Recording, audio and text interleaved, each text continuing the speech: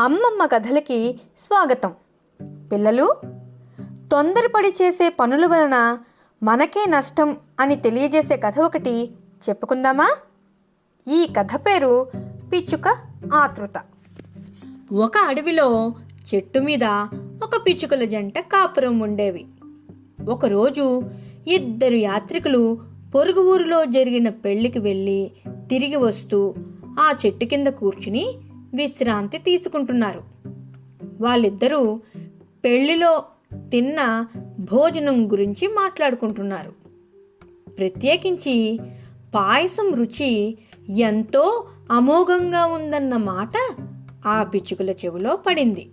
మగ పిచ్చుక ఆడపిచ్చుకతో నాకు పాయసం తినాలని ఉంది, చేసి పెడతావా అని అడిగింది. ఆడపిచ్చుక సరే బజారుకెళ్ళి బియ్యం, పంచదార, పాలు తీసుకురా అన్నది. మగపిచ్చుక అన్నీ తెచ్చాక పాయసం చేయడం మొదలుపెట్టింది ఆడపిచ్చుక. పొయ్యి అంటించి గిన్నెలో నీళ్లు, బియ్యం పోసి ఉడకపెట్టింది. బియ్యం ఉడకాలంటే సమయం పడుతుంది కదా.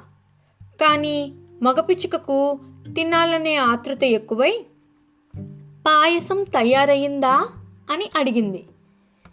ఇంకా బియ్యం ఉడకలేదు అని చెప్పింది ఆడపిచ్చుక. కాసేపు ఆగి ఇంకా అవలేదా అని అడిగింది మగపిచ్చుక. ఇప్పుడే పంచదార, పాలు కలిపాను, ఇంకొంచెం ఉడకాలి అని అన్నది ఆడపిచ్చుక. పాయసం చివరకు తయారయ్యింది. అడవంతా పాయసం వాసనతో ఘుమఘుమలాడుతోంది. పాయసం అయ్యిందా అని మగపిచ్చుక అడిగిన ప్రశ్నకు ఆడపిచ్చుక అయ్యింది కానీ అని మాట పూర్తి చేయకముందే వేడి పాయసంలో మూతి పెట్టి కాల్చుకుంది మగపిచ్చుక. ఆ కోపానికి పాయసం అంతా పడేసింది. అయ్యింది కానీ చల్లారాలి అని నేను మాట పూర్తి చేయకముందే తినబోయి ఎంత పని చేశావు అంది ఆడపిచ్చుక.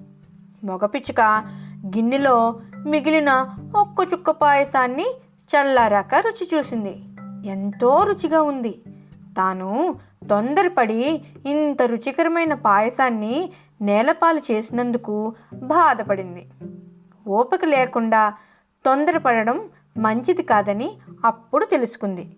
కాబట్టి పిల్లలు ఎప్పుడూ తొందరపడి ఏ పని చేసి నష్టం చేసుకోకూడదు. ఓకేనా? ఈ రోజుకి కథ కంచికి మనం ఇంటికి.